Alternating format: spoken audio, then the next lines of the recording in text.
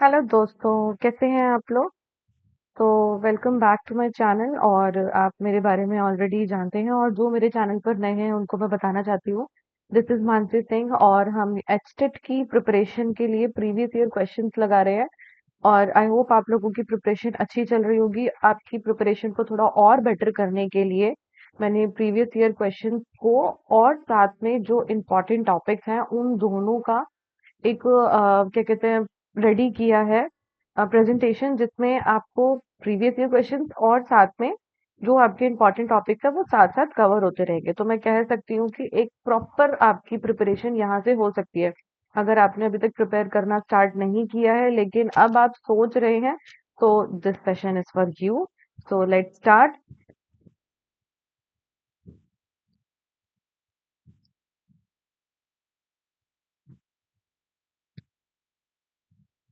Just मैं अपनी slide लगा रही हूँ, और क्वेश्चंस हम कुछ कर चुके थे, उसके आगे हम कंटिन्यू करेंगे। तो ये है आज हमारा फर्स्ट क्वेश्चन। तो स्टार्ट करते हैं। तो विच of the following is not an element of communication process? इनमें से कौन सा एलिमेंट कम्युनिकेशन प्रोसेस का नहीं है? First encoding, second channel, receiver and measurement. तो अगर आप लोगों ने ऑलरेडी कम्युनिकेशन पढ़ा हुआ है तो आपको पता होगा कि इसका आंसर क्या है। अगर नहीं पता है तो मैं बता देती हूँ। इसका आंसर होगा, एक मिनट, हाँ, मैं अभी मैंने इसमें जस्ट पेन, राइट, चलिए। तो पेन मैंने ले लिया है, ये मेरा मार्कर। और आंसर क्या होगा? मेजरमेंट। अब जिन्होंने नहीं पढ़ा है, let just wait for 2 minutes. यहाँ पर मैं बस इतना बताना चाहती हूँ कि क्वेश्चन क्या कह रहा है। वो कह रहा है कि एलिमेंट्स ऑफ कम्युनिकेशन प्रोसेस जो नहीं है, इनमें से कौन सा एलिमेंट नहीं है? एनकोडिंग होता है, चैनल होता है, रिसीवर होता है, लेकिन मेजरमेंट नहीं होता है। तो इसको जरा थोड़ा डिटेल में समझते हैं। ये देखिए, तो elements of the communication process typically include, क्या क्या इसमें एलिमेंट्स इंक्लूड होते हैं? पहला है सोर्स, फिर उसके बाद है एनकोडिंग, उसके बाद है चैनल, फिर है डिकोडिंग, और उसके बाद है रिसीवर। सोर्स और एनकोडिंग, इसको समझते हैं पहले।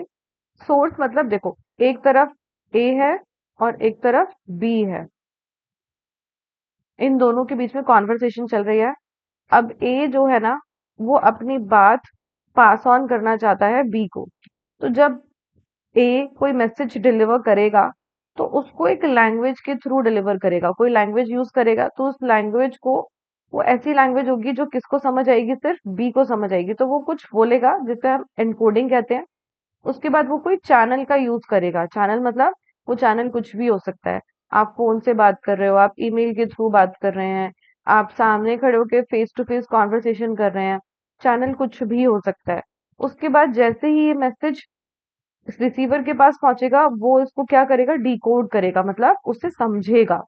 समझने के बाद उस चैनल, जो भी उसने मैसेज रीड किया है, जो मैसेज उसने पढ़ा है या फिर इनकोड किया, डिकोड किया है, उसका फीडबैक वापस से वो किसको भेजेगा? ए को भेजेगा। मतलब उसका फीडबैक कैसे? उसका रिप्लाई करके। ये रिप्लाई करके उसको वापस ये फीडबैक सेंड कर देगा कि आपने जो बात कही थी वो मुझे समझ आ चुकी है और उसका जवाब ये है। तो ये फीडबैक हो गया। अब देखिए, सेंडर जो ओरिजिनेटर ऑफ द मैसेज होता है, जिसने ये मैसेज सेंड किया होता है, उसे क्या कहते हैं? उसे सेंडर कहते हैं। उसके बाद encoding, converting the message into symbols और वर्ड। आप कोई जो भी मैसेज है, या तो आप उसे सिंबल्स में कहेंगे या वर्ड्स में कहेंगे। उसके बाद चैनल, आप कौन सा चैनल यूज करना चाहते हैं मैसेज के लिए? बहुत सारे चैनल्स होते हैं। आप बात करके, ईमेल करके, फोन के थ्रू, किसी भी तरह से आप क्या कर सकते हैं? अपने मैसेज को भेज सकते हैं उस चैनल का यूज करके। Receiver, the person who gets the message, जो पर्सन है जिसको मैसेज मिलने वाला है वो। डिकोडिंग, इंटरप्रेटिंग द मैसेज, आपने उस मैसेज को इंटरप्रेट किया, समझा अपने लैंग्वेज में। उसके बाद फीडबैक, मतलब रिसीवर क्या करता है? रिस्पॉन्ड देता है आए गए मैसेज का।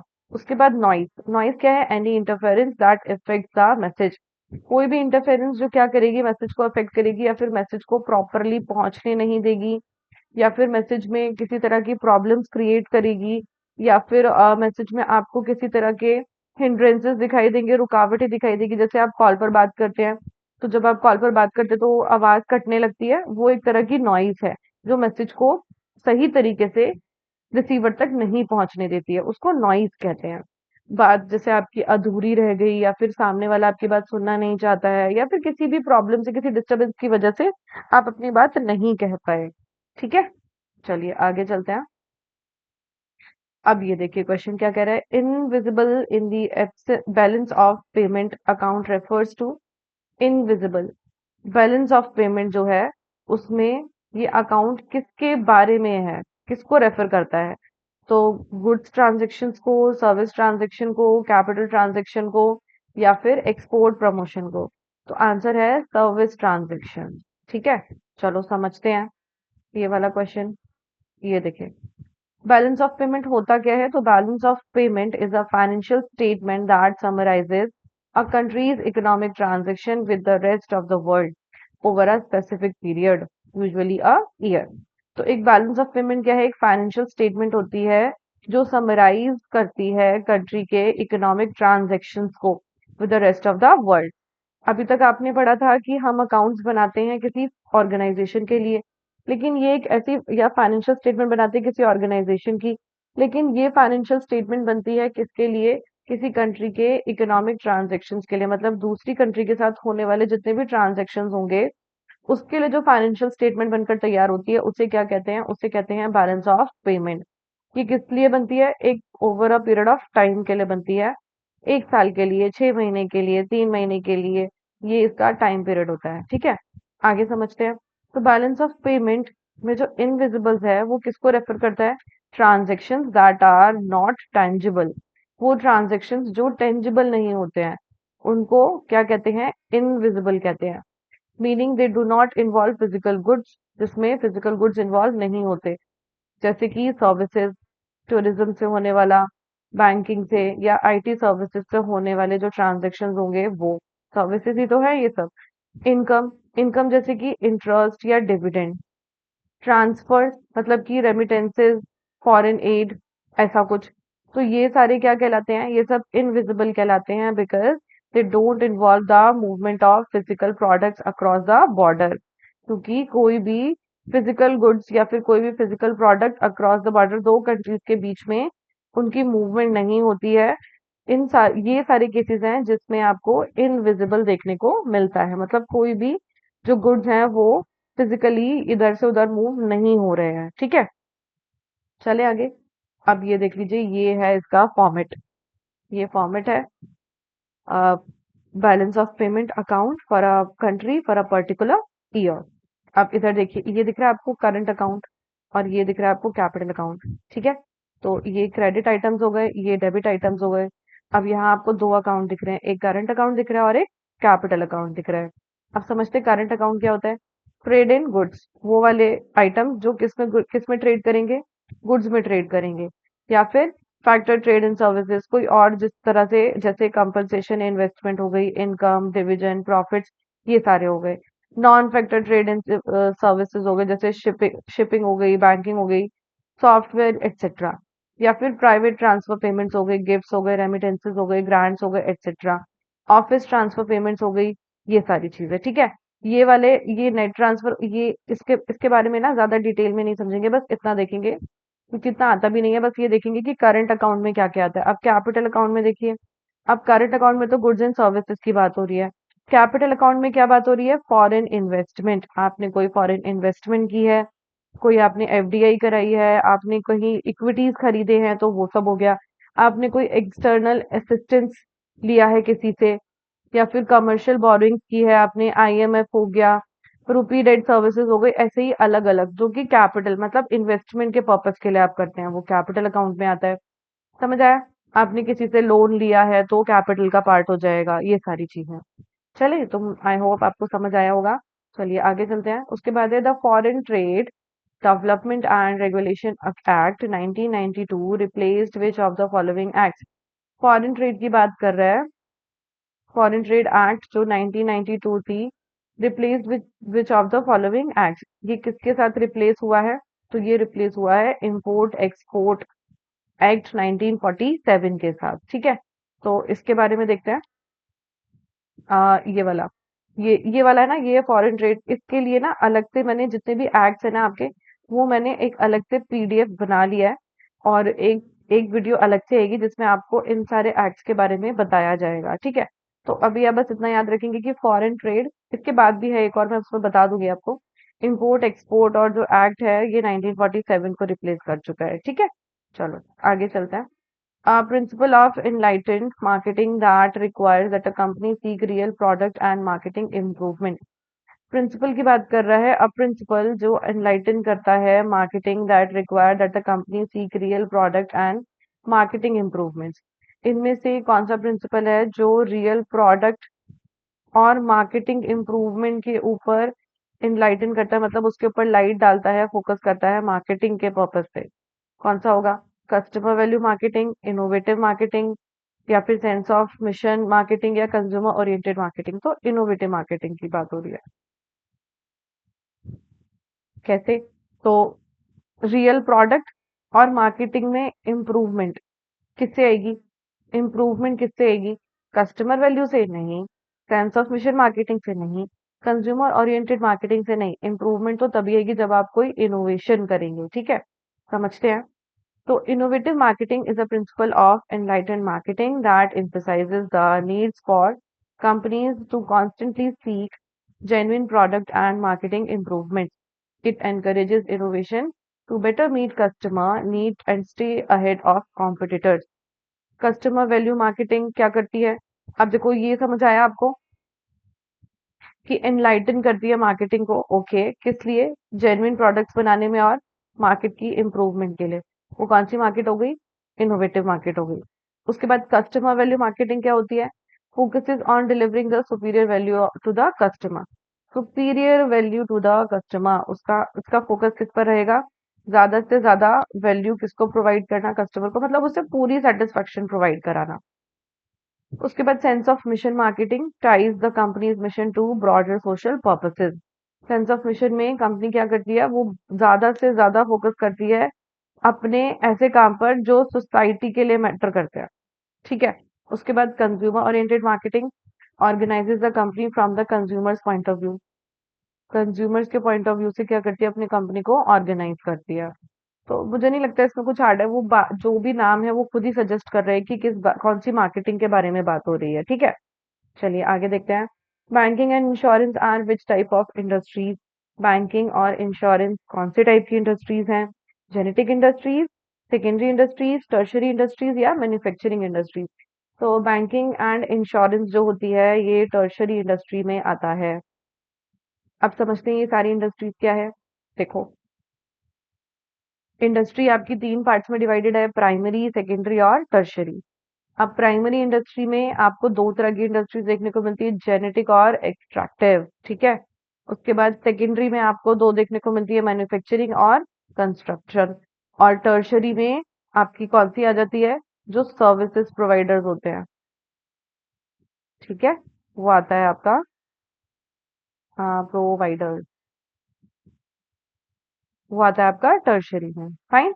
अब देखो मैन्युफैक्चरिंग में भी अलग अलग है, एनालिटिकल इंडस्ट्री है, सिंथेटिकल है, प्रोसेसिंग है, असेंबलिंग इंडस्ट्री है।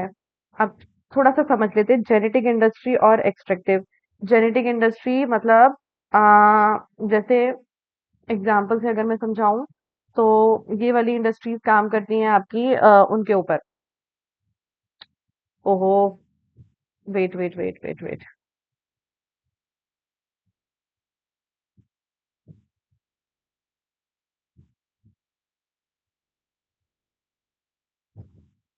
चलिए, थोड़ा मेरी माइक में प्रॉब्लम थी।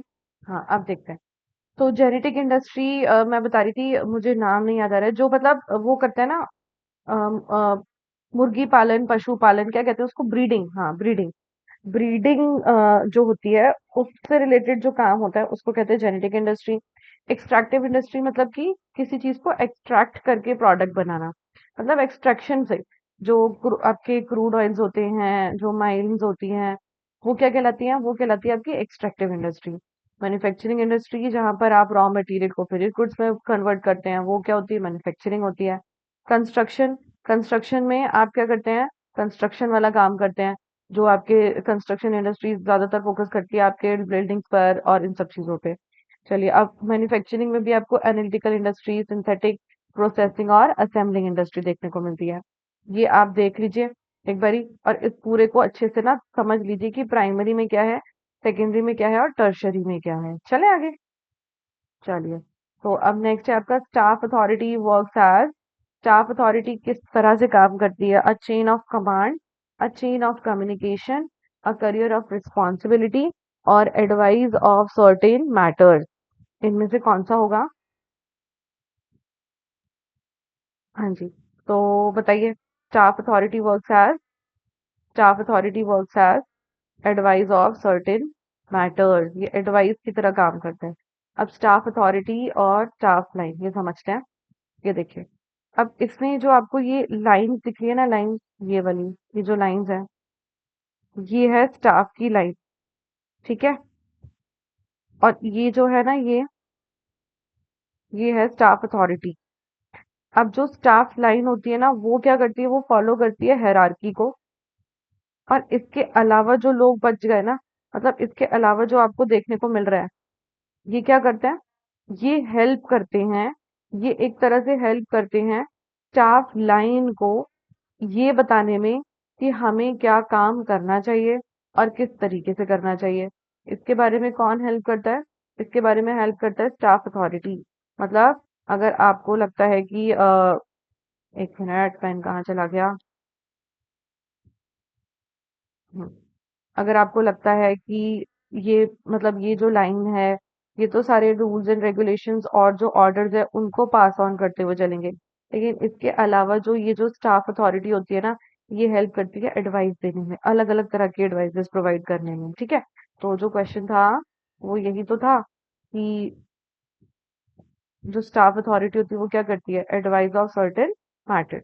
तो सर्टेन मैटर्स पर एडवाइस देना, फाइनेंशियल एडवाइजर हो गया आपका, लीगल एडवाइजर हो गया, ह्यूमन रिसोर्स मैनेजमेंट हो गया, मैनेजर हो गया, या असिस्टेंट टू एमडी हो गया, ये सब क्या करते हैं? हेल्प करते हैं हमारी किस चीज में? इस क्या कहते हैं, ऑर्गेनाइजेशन को एडवाइस प्रोवाइड करने में। चलिए आगे चलते हैं। अब partnership deed generally do not include which of the following. इनमें से पार्टनरशिप डीड में कौन सी चीज नहीं आती है? पहला क्या है? Name of firm, list of employees of firm और ड्यूरेशन ऑफ बिजनेस और procedure for dissolution of the firm. पहला है कि नेम ऑफ फर्म, बिल्कुल पार्टनरशिप डीड में, पार्टनरशिप डीड जो होती है ये क्यों बनती है? तो पार्टनरशिप डीड बनाने का रीजन ही यही है कि हम इसमें बताते हैं कि हमारी फर्म कहाँ पर है, फर्म का क्या एड्रेस है, फर्म में कितने पार्टनर्स हैं, पार्टनर्स की कैपिटल कितनी है, पार्टनर की कोई सैलरी है तो वो कितनी होगी, कितने पार्टनर्स होंगे, नंबर ऑफ पार्टनर्स कितने होंगे, और अगर मान लो कि कोई लोन है तो लोन किस परसेंट पे दिया जाएगा। ये सारी चीजें, मतलब पार्टनर से रिलेटेड और फर्म से रिलेटेड जितनी भी चीजें होती है वो आपको पार्टनरशिप डीड में देखने को मिलती है। लेकिन यहाँ पर एक ऑप्शन था लिस्ट ऑफ एम्प्लॉयज, ये गलत है, मतलब ऑप्शन यही वाला सही है। List of employees partnership deed में नहीं लिखे होते हैं। पार्टनरशिप डीड में सिर्फ पार्टनर्स की इंफॉर्मेशन होती है, लेकिन एम्प्लॉयज की कोई इंफॉर्मेशन नहीं होती है। ठीक है, चलिए। An organized movement of citizens and government agencies to improve the right and power of buyers in relation to sellers.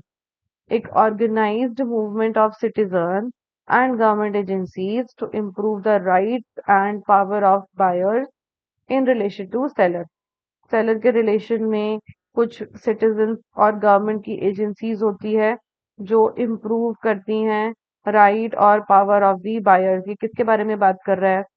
Consumerism के बारे में, इन्वायरमेंटलिज्म के बारे में, सस्टेनेबिलिटी के बारे में, या सिटीजनशिप के बारे में? तो ये बात कर रहा है कंज्यूमरिज्म के बारे में।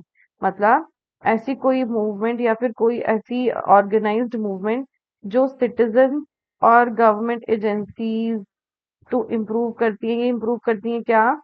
राइट्स और power of buyers in relation to seller, seller के रिलेशन में।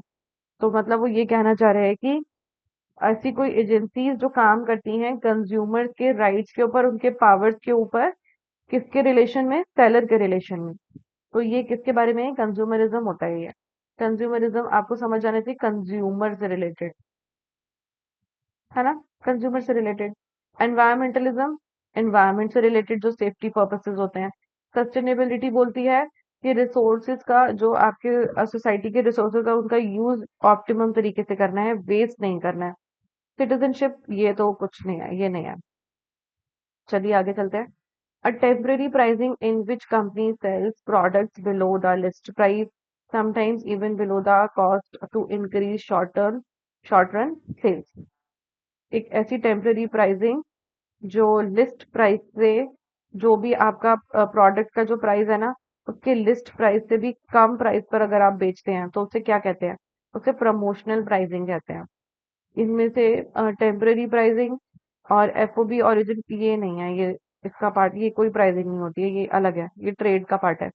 और ज्योग्राफिकल प्राइसिंग, चलिए समझ लेते हैं एक बार। एक मिनट।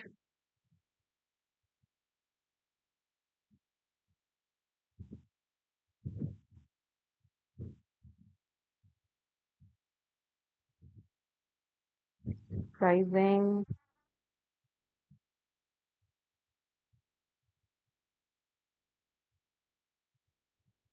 चलिए मैं ऐसे ही समझाती हूँ, शायद वो स्लाइड नहीं है, मैं बता देती हूँ। देखिए टेम्पररी प्राइसिंग मतलब कुछ टाइम के लिए आपने कोई प्राइसिंग डिसाइड की है, जैसे कोई फेस्टिवल का पर्पस आया या ऐसी चीजें आई तो उस टाइम पर जो आप प्राइसिंग रखते हो उसे टेम्पररी प्राइसिंग कहते हैं। एफओपी ओरिजिन जो होता है ना, ये ज्यादातर इम्पोर्ट एक्सपोर्ट में यूज की जाती है टर्म, ये यहाँ का पार्ट नहीं है। ज्योग्राफिकल प्राइसिंग जो होती है वो ज्योग्राफिकल रीजन को देखकर जो प्राइसिंग रखी जाती है, ये कैसा ज्योग्राफिक रीजन है, कैसे मतलब ज्योग्राफी से रिलेटेड अगर आप प्राइसिंग डिसाइड कर सकते हैं। कोई गुड्स है और ज्योग्राफ मतलब कि जिस रीजन का गुड होगा वहां पे प्राइसिंग कम होगी। क्यों? क्योंकि वहां पर वो गुड इजीली मिल जाता है। लेकिन अगर कोई ऐसी जगह है जहाँ पर गुड्स इजीली नहीं मिलते हैं तो उनकी प्राइसिंग अलग तरीके से रखी जाती है, इसे ज्योग्राफिकल प्राइसिंग कहते हैं। चलिए नेक्स्ट देखते हैं। The opinion and belief segment of an attitude is, opinion and belief segment is in segment of an attitude is, देखो एटीट्यूड के ना कुछ सेगमेंट होते हैं जिसे एबीसी स्टडी कहते हैं। एबीसी स्टडी, अब पहले समझ लेते हैं, फिर मैं आपको बताती हूँ। देखिए an attitude has three components, इसे आप एबीसी मॉडल या एबीसी स्टडी कहते हैं। इफेक्टिव कंपोनेंट, बिहेवियरल कंपोनेंट और कॉग्निटिव कंपोनेंट। इफेक्टिव कंपोनेंट क्या होता है? रिलेट्स टू फीलिंग और emotions. I feel happy about this, अब उसने बताया कि ये किससे रिलेटेड होता है? फीलिंग से रिलेटेड होता है और इमोशन से रिलेटेड होता है। Behavioural component relates to how one behave or intends to behave।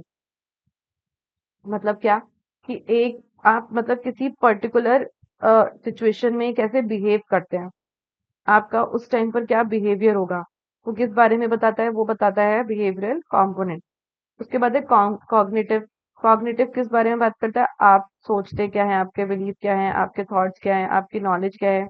कि I believe this product is effective, तो आपकी सोचने की जो वो है पावर है उसको कॉग्निटिव कहते हैं। ये दिमाग से रिलेटेड होता है। बिहेवियरल जो होता है वो आपके बिहेवियर किसी सिचुएशन में होने वाले बिहेवियर के बारे में बात करता है। और जो इफेक्टिव है वो बात करता है फीलिंग्स और इमोशंस की। ठीक है। चलिए अब जो क्वेश्चन है वो क्या है कि ओपिनियंस एंड बिलीफ इसका कौन से सेगमेंट का पार्ट है? अफेक्टिव का, बिहेवियरल का, फीलिंग कंपोनेंट नहीं होता है, और या कॉग्निटिव का। तो अभी आपने देखा कॉग्निटिव का पार्ट होता है। चलिए next. Money is what money does, this definition of money was given by, money is what money does, ये किसने दी है? तो ये दी है वॉकर ने, ये डेफिनेशन दी थी वॉकर ने। अब इनकी ना सबकी अलग अलग कुछ है, क्या कहते हैं डेफिनेशन, ये भी आपको मैं अभी आगे स्लाइड में कंटिन्यू करूंगी तो मैं आपको सबकी अलग अलग डेफिनेशन दिखा दूंगी। ये कभी कभी आने वाला क्वेश्चन है, ये कोई इतना ज्यादा वैसा वाला क्वेश्चन नहीं था तो इसलिए मैंने इसको ज्यादा इंपॉर्टेंस दी नहीं थी।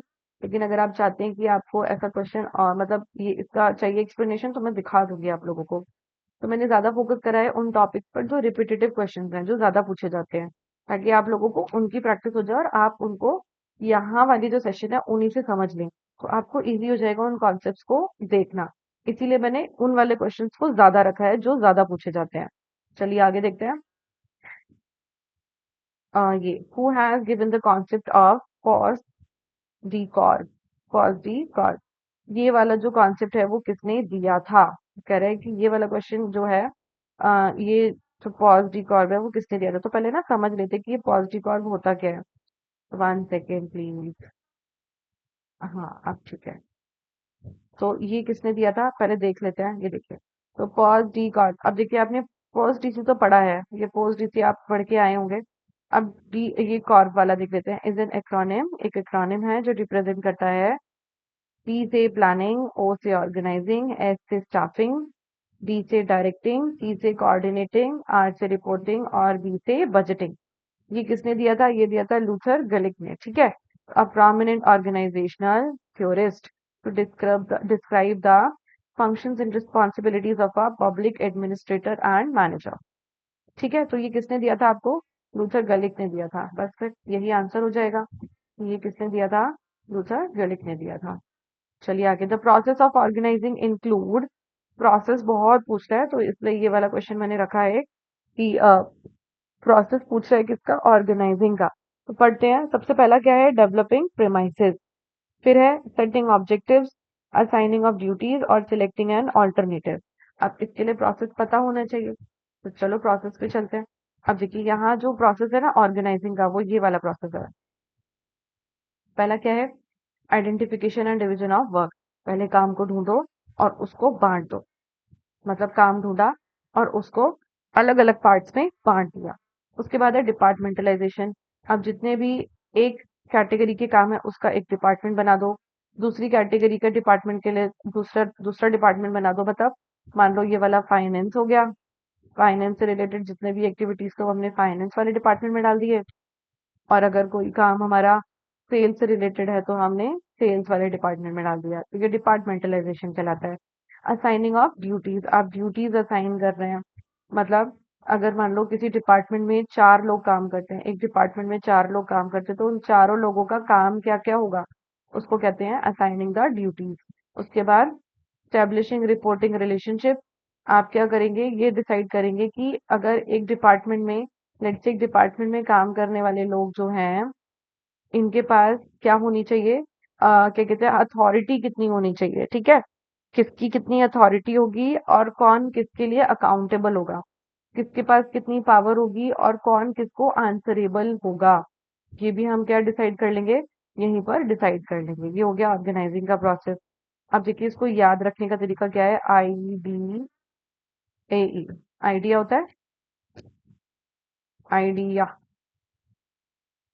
उसका बस ये वाला पार्ट उल्टा कर दिया, ए पहले आ गया है और ई बाद में आ गया है, बस ये। Identification and division of work, departmentalization, assigning of duties और establishing authority and reporting relationship, ये वाला पार्ट, ये ऐसे आप याद रखेंगे। प्रोसेस को आप कैसे याद रखेंगे, तो इसको याद रखने का तरीका देखो ऐसे होता है कि एक तो तरीका है इसको, इसमें देखो SDIESIF, ये SDIEIE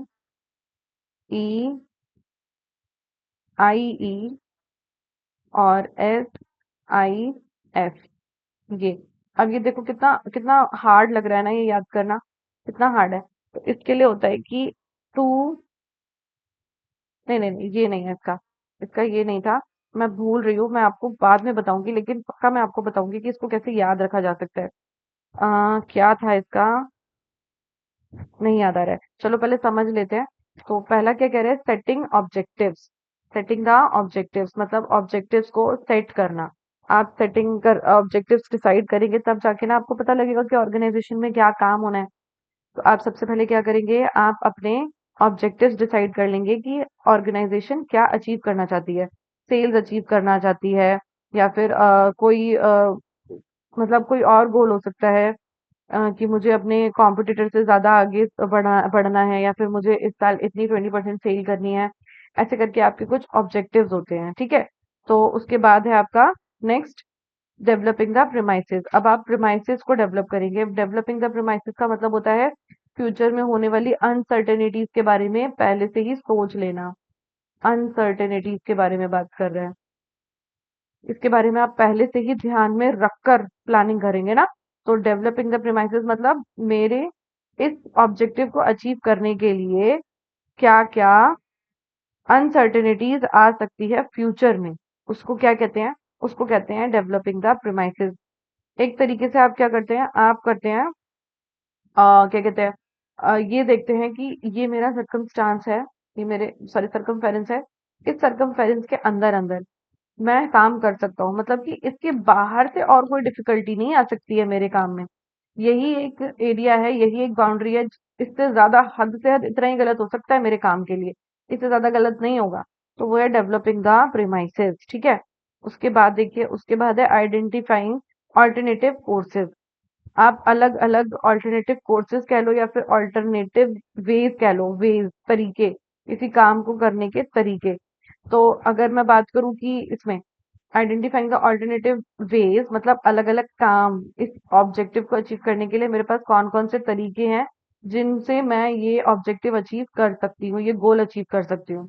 उसके बाद हम देखेंगे कि सारे जितने भी मेरे काम है ना, जितने भी मेरे वेज हैं, जितने भी तरीके हैं जिनसे मैं ये गोल अचीव कर सकती हूँ, उनको अब मैं बैठकर डिटेल में सोचूंगी, उसके बारे में विचार करूंगी कि अगर मैं ये काम करती हूँ तो कितना टाइम लगेगा, अगर मैं इस तरीके से इस काम को करती हूँ तो कितना टाइम लगेगा, अगर इसमें मैं ये वाला तरीका अपनाती हूँ तो खर्चा कम होगा या ज्यादा होगा। आप इस तरीके से क्या करते हैं, सारी वेज को इवेल्युएट करते हैं, मतलब कि उनको एग्जामिन करते हैं, उनके बारे में सोचते हैं, विचार करते हैं। फिर आपको जो बेस्ट लगता है ना उसको आप सिलेक्ट कर लेते हैं, सिलेक्टिंग एन ऑल्टरनेटिव, ठीक है। उसके बाद आता है कि इम्प्लीमेंट द प्लान। अब आप प्लान को इम्प्लीमेंट करेंगे, और इम्प्लीमेंट मतलब प्लान को लागू कर देंगे पूरी ऑर्गेनाइजेशन में। आप क्या कर देंगे, लोगों को बता देंगे ये हमारा ऑब्जेक्टिव है, इस ऑब्जेक्टिव को आपको ऐसे अचीव करना है, और इसको अचीव करने के लिए आपको ये काम करना है। तो ये हो गया इम्प्लीमेंटिंग द प्लान। उसके बाद है फॉलो अप दी प्लान। अब आप प्लान को क्या करेंगे, फॉलो करेंगे। मतलब अब आप देखेंगे, फॉलो अप दी प्लान का मतलब ये नहीं कि प्लान को फॉलो करना, मतलब कि अब आप ये देखेंगे हर एक जगह, हर एक डिपार्टमेंट में जाके, ऑर्गेनाइजेशन के अलग अलग पार्ट्स में जाके, कि जो प्लान मैंने बनाया है क्या वो सही तरीके से फॉलो हो रहा है कि नहीं हो रहा है। आपको एक तरह से फीडबैक लेना है, आपको चेक करना है कि मैंने जो प्लान बना के तैयार करा था उसमें कोई कमी तो नहीं आ गई है, किसी तरह की कोई प्रॉब्लम तो नहीं हो रही है। ये आपको चेक करना है, ठीक है। चलिए, ये हो गया आपका क्या कहते हैं, वो प्रोसेस। अब इसको याद करने का तरीका देखो, मुझे याद आ गया। एस डाइज इफ, ये है इसको याद करने का तरीका। S setting objectives, D developing premises, I identifying the alternative courses, E evaluating the alternatives, S हो गया आपका सिलेक्टिंग एन ऑल्टरनेटिव, फिर आई से हो गया इम्प्लीमेंटिंग द प्लान, और एफ से हो गया फॉलो अप दी प्लान। तो ये एस डाइज इफ और IDAE। अब आ जाओ क्वेश्चन पर। क्वेश्चन कह रहा था कि आपको बताना है कि ऑर्गेनाइजिंग का जो प्रोसेस है क्या इंक्लूड नहीं करता। डेवलपिंग प्रीमाइसेस प्लानिंग का प्रोसेस है, सेटिंग ऑब्जेक्टिव्स प्लानिंग का प्रोसेस है, असाइनमेंट ऑफ ड्यूटीज ये है ऑर्गेनाइजिंग का पार्ट, सिलेक्टिंग एन ऑल्टरनेटिव ये भी प्लानिंग का पार्ट है। तो आंसर हो गया असाइनमेंट ऑफ ड्यूटीज, ठीक है। चलिए, ये लास्ट क्वेश्चन है, इसके बाद हम नेक्स्ट वीडियो में कंटिन्यू करेंगे। तो व्हेन वाज गेट established? तो 1947, 1948, 1995, 1903। तो जो गेट था ना वो आपका स्टेब्लिश हुआ था 1947 में, और वो पावर में आया था 1948 में। तो इस प्रीवियस ईयर क्वेश्चन में ये दोनों ऑप्शंस आपको दे रखे थे, तो इससे दोनों को करेक्ट माना गया था। अब समझ लेते हैं कि क्वेश्चन क्या था, मतलब किस बारे में था। तो गेट के बारे में था, GATT। ये कब स्टार्ट हुआ था, 30 अक्टूबर 1947 में, और ये इफेक्ट में कब आया था, जनवरी 1948 में। इसका पर्पस क्या था, इंटरनेशनल ट्रेड को प्रमोट करना by reducing the tariffs, tariffs को घटाकर और अदर ट्रेड बैरियर्स को घटाकर। GATT was multilateral trade agreement, ये एक मल्टीलेटरल ट्रेड अग्रीमेंट था or not an organization. It laid the foundation for the creation of the World Trade Organization in 1995. ये क्या है, ये एक ऐसा तरीका था जिससे, मतलब it led the foundation for the creation of WTO। इसकी वजह से ही क्या हुआ था, आगे चलकर आपको WTO देखने को मिला था, which replace the expanded GATS framework, जिसने आगे चल के क्या करा, गेट को ही एक्सपेंडेड फॉर्म में क्या कर लिया, रिप्लेस कर लिया था। तो gate was established in 1947 to promote free and fair trade among the nations by reducing trade barriers, ठीक है। अब इसकी जगह किसने ले लिया, WTO ने ले लिया।